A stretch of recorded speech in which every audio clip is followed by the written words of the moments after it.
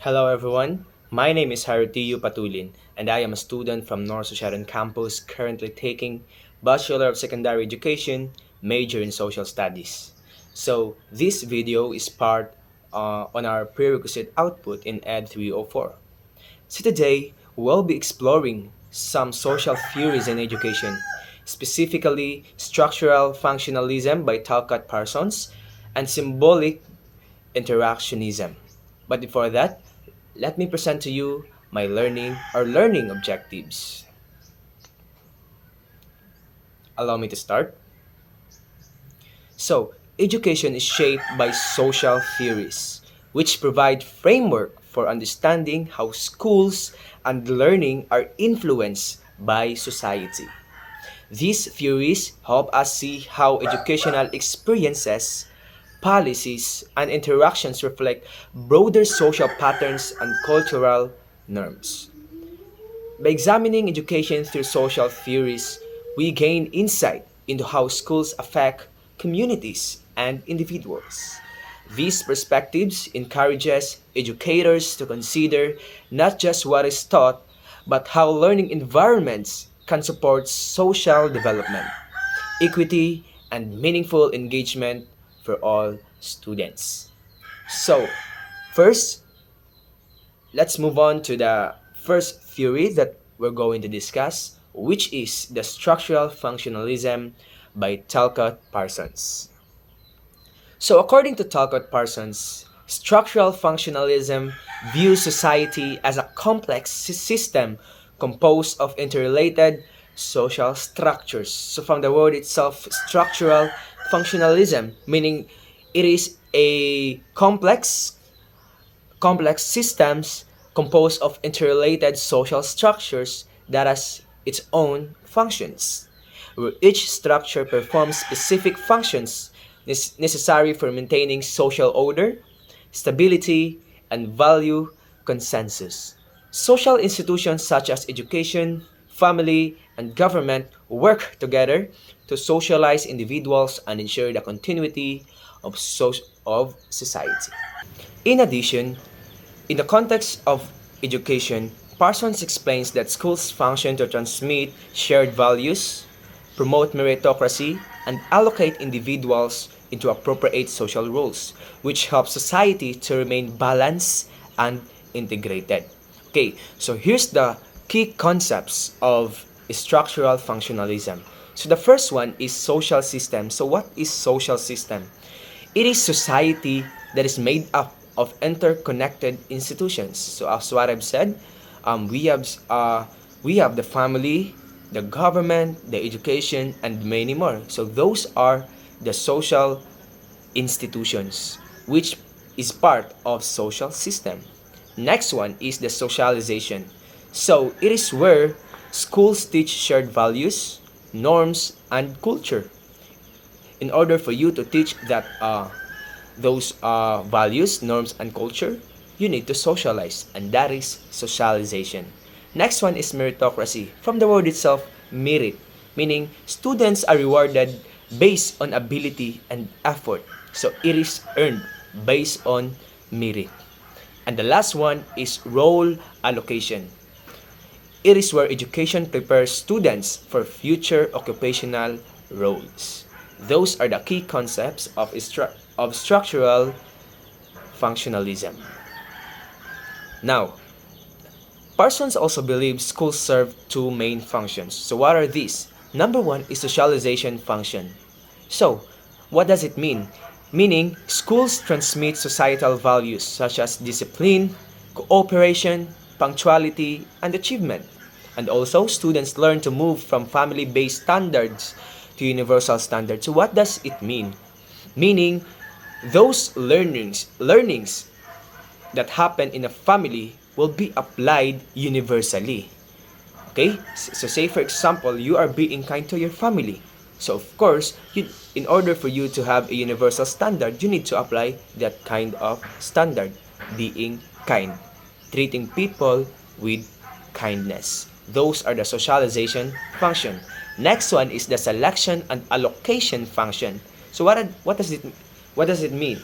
meaning schools sort students based on academic performance. So we are being chosen by the school or even the university based on our academic performance, based on our grades, the the test results, the admission test. We are being sorted according to that standard. Next one is this process helps place individuals in appropriate roles in society.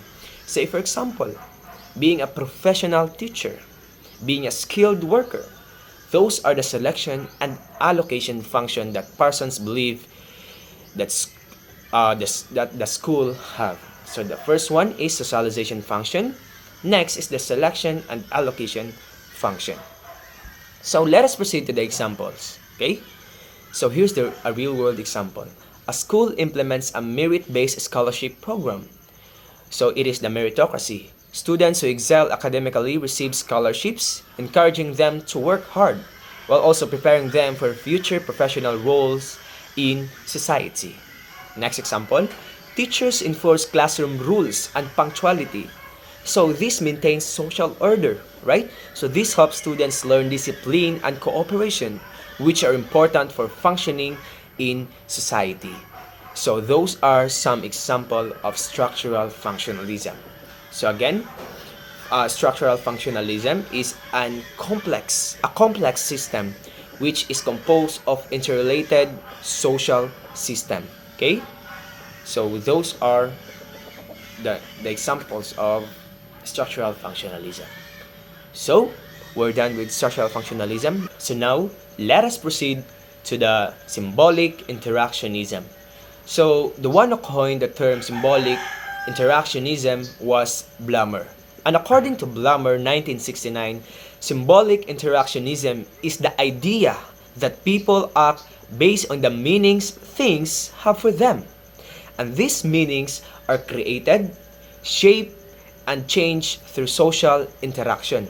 So in other words, it is how we think, behave, and relate to others that depends on the shared meanings we give to people, objects, and events in our daily lives. So that is the definition of social symbolic interactionism by Blumer. Okay, so here's the key concepts of this theory. Number one is symbols. So what are the symbols? So symbols includes words, gestures, grades, and labels that carry meaning. Since we are talking about social theories in education, so the words, gestures, grades, and labels that carry meaning are symbols. So the next one is social interaction. So interaction is a daily communication between the teacher and the students. So where does the symbols happen? During the social interaction. Okay? So again, the first one is symbols, some symbols, and social interaction. Next is self-concept. So what is self-concept? It is how students see themselves based on interactions. So it is how the students adapt the symbols, those symbols being gave by the teacher. Okay? That is the self-concept. Next one is labeling. It is how expectations influence student behavior. So those are the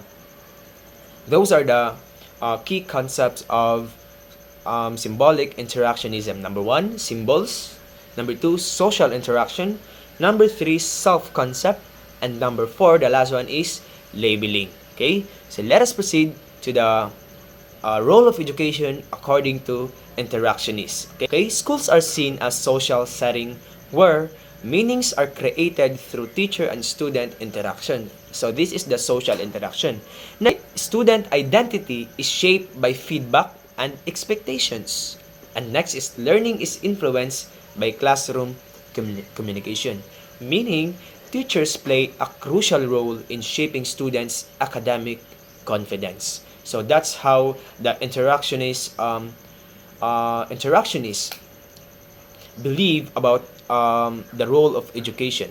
Okay, so let's proceed to the authentic example in order for you to understand it well. Okay, number one is grades. So grades is part of what?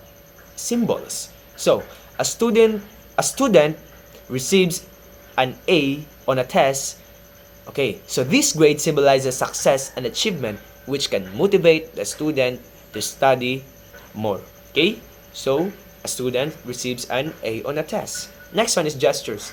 A teacher giving a thumbs up to a student signals approval and encourage participation. So there's always somehow an influence, okay, the how the teachers treat the students. Next one is words or labels, okay. Calling a students hardworking can make them see themselves positively and influence their behavior. So as you can see, these grades, gestures, and words or labels are just the key concepts, right? Okay, and these symbols are very important in order to boost the confidence of a student, right? And this makes the teaching and learning process more productive and effective. Okay? So, again, the two theories that we've discussed are the structural functionalism and symbolic interactionism. So, in order to differentiate the two theories, so the focus of structural functionalism is society as a whole, meaning the level of analysis is in macro or large scale. Next, and while the symbolic interactionism is just a classroom interactions, meaning it is a micro, the level of analysis is micro or small scale. In a view of education, structural functionalism maintains social order or social stability, while the interactionist theory shapes meaning and identity. And also the key idea for structural functionalism is social stability, while interactionist theory focus on symbolic meaning. So both theories have a big impact in education, right? Because structural functionalism explains why education exists and how it supports society, while the interactionist theory explains how learning happens through daily interactions. So both theories have a huge impact in education, to the students, to the teachers, in order to have a better learning, teaching and learning processes. And this helps us to shape ourselves and also being prepared in the near future. So that would be all for today, and I hope you learn something from my discussion. And thank you so much for listening. Once again, I am Haritio Patulin, and I am your pre-service teacher for today. God bless you. Bye bye.